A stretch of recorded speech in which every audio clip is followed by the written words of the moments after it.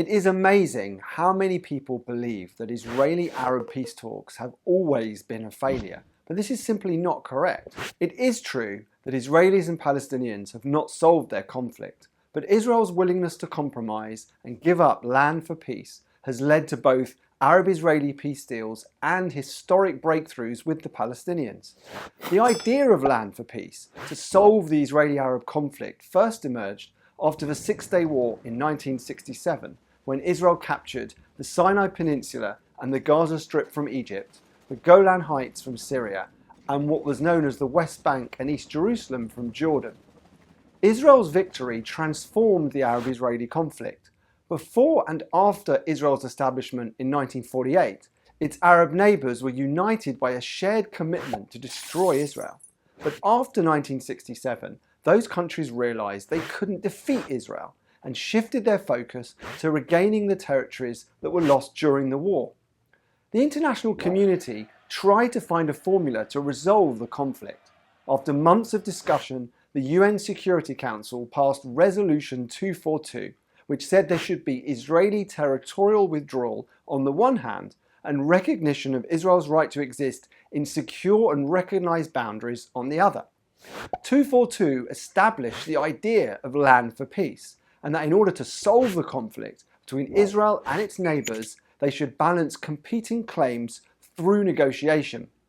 At first, the Arab states rejected the idea, and the Arab League explicitly rejected peace, recognition, and negotiations with Israel. Fast forward to 1979, and Israel and Egypt reach a peace agreement based on land for peace. Israel withdrew from the Sinai and evacuated towns and villages it built there. Israel's peace treaty with Jordan in 1994 also involved land for peace, as the negotiations included a creative solution to hand over territory close to the Jordan River and lease it back. Land for peace was also a vital element of Israel's groundbreaking 1993 agreement with the PLO, the representative of the Palestinian people, referred to as the Oslo Accords, named after the location where the secret negotiations took place. In 1994, Israel withdrew from Palestinian towns and cities in Gaza and the West Bank, handing over control to the newly created Palestinian Authority, the first ever Palestinian government. But land for peace hasn't always worked. Peace negotiations between Israel and Syria failed, despite Israel's offer to withdraw from the Golan Heights. President Bashar al-Assad's father Hafez was unwilling to set out the depth of the peace he would offer in return for the Israeli withdrawal. Despite the early promising signs in 1993, the Oslo Accords didn't lead to a comprehensive Israeli-Palestinian agreement. At the Camp David summit hosted by President Clinton in 2000, Israeli Prime Minister Ehud Barak offered to withdraw from 90% of the West Bank and give the Palestinians sovereignty in areas of Jerusalem and control over parts of the Old City. But Palestinian leader Yasser Arafat rejected the deal. For years, experts have debated exactly why the talks failed. For example, Dennis Ross, a top US negotiator at the talks, believed that the Palestinian leader Arafat was never ready mentally, personally, or historically to conclude a deal. A leading Israeli negotiator at Oslo, Ron Pundak, believed that the chance for peace was squandered due to faulty implementation and bad management of the entire process.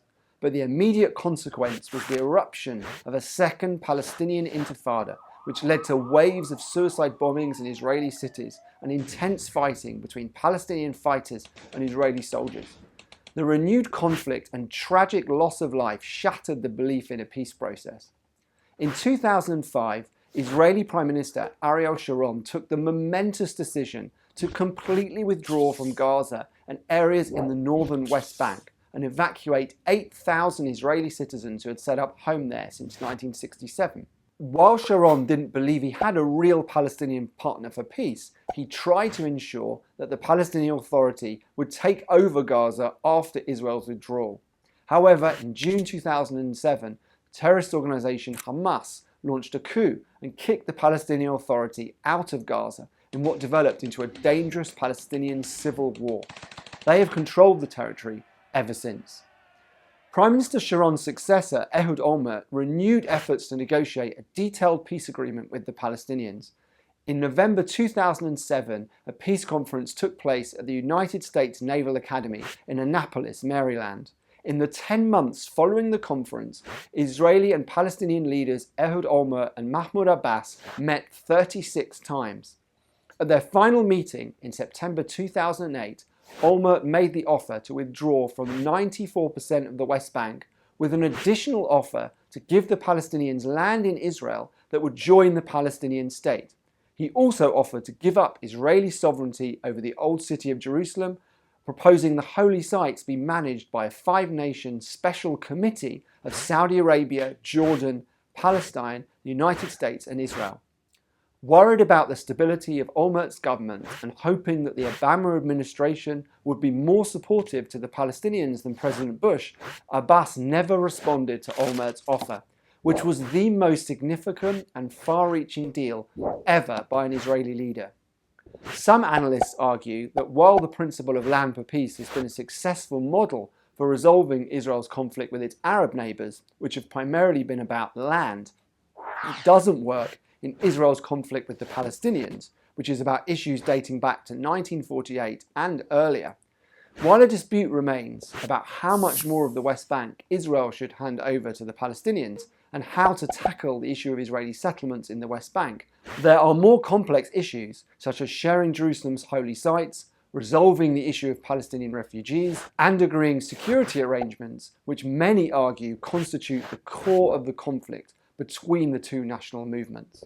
I'm James Sorene from the Britain-Israel Communications and Research Centre, and you're watching JTV.